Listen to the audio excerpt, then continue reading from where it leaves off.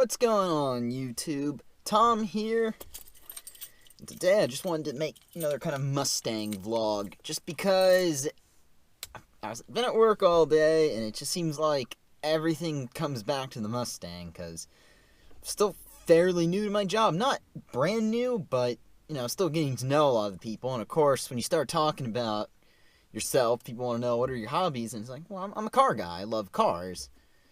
And then they ask you, well, what do you drive? Because that's, when you start talking about cars and people want to know what you drive, because they all assume you have some hot rod. And it's like, well, currently it's a Coma, but I'm looking to add a Mustang to that. And so it turned into talking about Mustangs again.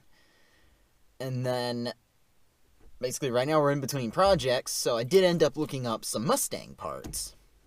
So kind of got some mod plans already, kind of in mind. Nothing really set in stone here, but definitely I'm looking at some plans. But we're getting close. It is coming. And for sure it's coming. Now it's not even, I want a Mustang really badly next year. It is, I'm going to get a Mustang next year. Haven't ordered it, but stay tuned for that, because I am actually pretty close to doing that.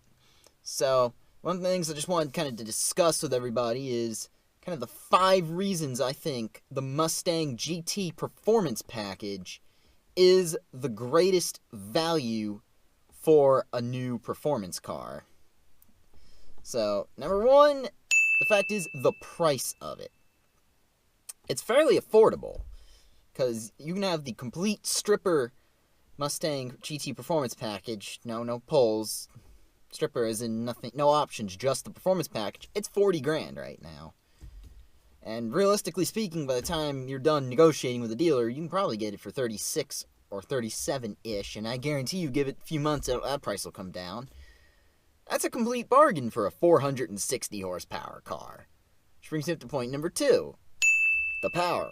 Because if you look at the Mustang, it is pretty much one of the best bargains right now for power. Because the next available car with 460 horsepower or more is the Corvette Z51, which is like $60,000. So $20,000 difference right there between a complete stripped out GT Performance Package and a Corvette Performance Package.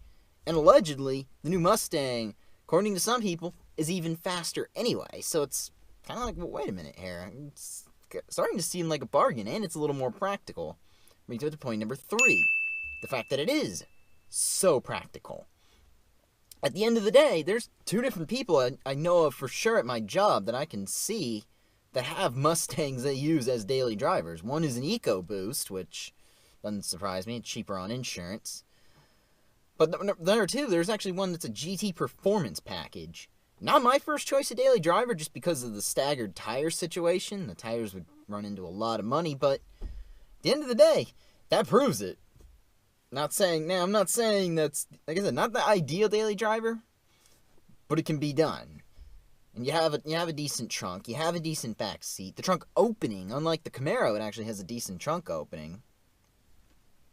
So, number 4, coming back to kind of the Camaro versus Mustang, I've driven both, and I will say this. Reason number 4 is that the Mustang is still very analog. And what I mean by that, I don't mean the gauges, because we're not talking about a 401A car. I mean just the way everything is set up in the car. The engine on the Mustang, the Coyote, it now is going to the dual injection, but it still doesn't have things like AFM, because Dodge has it and Chevy has it. Ford has yet to do it. It doesn't have the active fuel management. And if you get a manual car, there is no shift lockout. You just shift the gears like normal. The fact is, even down to the parking brake, and the Camaro and the Challenger, they're kind of weird handbrakes. It's like the Camaro, it's a little electronic thing. The Challenger is on the floor like a truck. Which is weird. And it's like, no, give me the standard handbrake. I mean, my Tacoma has one on the floor, but it's a truck, so I kind of expect it to be there. Things like that just help a lot. And the shifter is just, it feels more mechanical, if you ask me, on the Mustang. Still gives you that feeling. The fact is that it just has that raw feeling to it. The Camaro and the Challenger just lack it, in my opinion. And of course, number 5, just plain and simple, the fact that you get such a culture with the Mustang. Start talking to Mustang fans, it's quite a great group of people.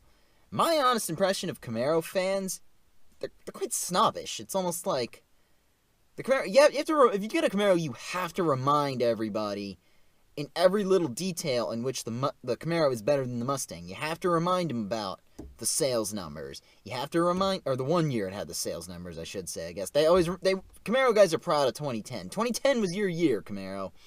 Then you remind them about the horsepower. The fact is, the Camaro almost always has had more horsepower.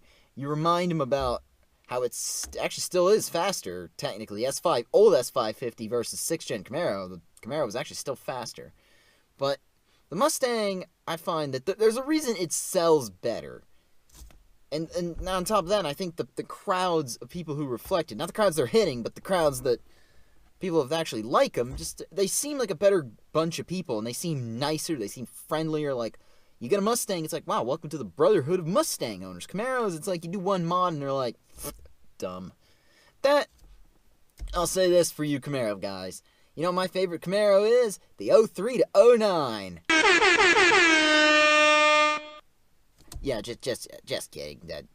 No, I was actually quite happy to see the Camaro come back. It's a great car. Don't get me wrong, I like Camaros, but I lean towards Ford on this one.